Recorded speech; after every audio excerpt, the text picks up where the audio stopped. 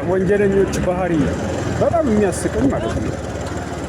ወንጀለኞች ምን ያህል ቅላቅል ጅሎች እንደሆኑ የምትረዱት ሌባው ሌላም የተለያየ ወንጀል የሚሰራው እንደሚያዝ ያለማሰብ አንድ ቀን በሕግ ፊት ቆሞ እንደሚፈርድበት ያለማሰብ ሁልጊዜ ወንጀል እየሰራው ሁልጊዜ እየሰራው ሁልጊዜ እያጭበረበርኩ ሁልጊዜ እያስለቀስኩ እቀመጣለሁ ይኖራለሁ ብሎ ማሰብ አይደለም እኮ የምድሩ ሕግ ቀርቶ የሰማዩን ሕግ እሱን ከሊናቸው አውጥቶ ጠራርጎ ጥሎታል። ስለ ሰማዩ ሕግ አይታሰብም። ነገር ግን የምድሩ ሕግ እንደሚደርስባቸው አያሰብም።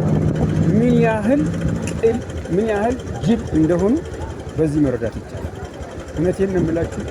ልጆቻችሁን የምታበሉት ቤተሰቦቻችሁን የምታኖሩት በአገር በደም በህዝብ እንባ ነው።